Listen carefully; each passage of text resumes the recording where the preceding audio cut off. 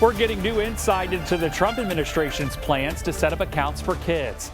The so-called Trump accounts will launch on July 4th of next year.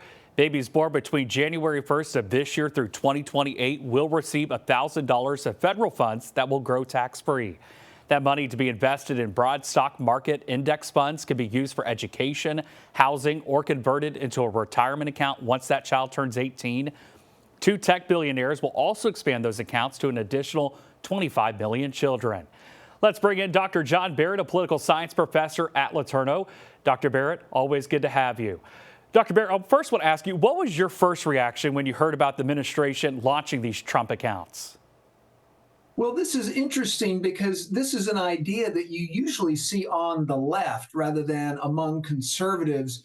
A lot of people on the left, they worry about the wealth inequality in the country and, some children having access to a lot of funds and others not. And so that was one thing that was a little kind of unusual about this, is it's an idea that you usually see more enthusiasm for on the left than the right.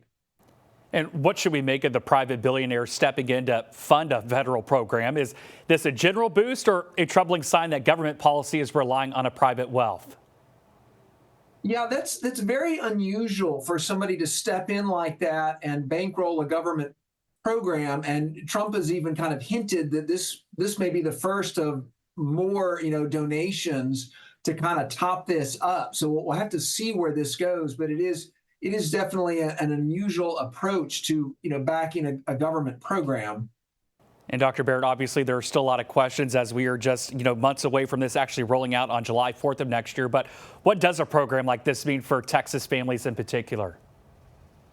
Well, the good news is that if you have a baby during the Trump administration and this administration, essentially you get $1,000 in free money. So that'll be nice. You'll have to go through the process and fill out the forms, but that's money that will go into an account and that eventually at some point the child can withdraw. And essentially the longer you wait, it gets better, more advantageous to wait to take out that money. And then because of the Dell contribution, that expands it to a lot of other families who have children under the age of 10, but they're eligible for essentially $250 in free money if they live in the right zip codes. And all of that has yet to be kind of finalized, but it will mean some free money for a lot of families. So I'm sure that'll be nice.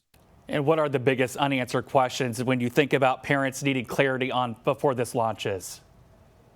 Well, so one of the questions is kind of how is all this going to work, right? With the Dell contribution, it's for areas where the median income is below 150,000. So, okay, who's going to make the official judgment call on that? And what if somebody moves or something like that? Do they become eligible that way? What's the process going to be for actually filling out the form and getting the account and all of that? So there's still a lot of details to iron out here. But the rough contours of the plan is that you'll have seed money for these children that presumably you can add some to over the course of their lifetime so that, when they're adults, they can make use of that.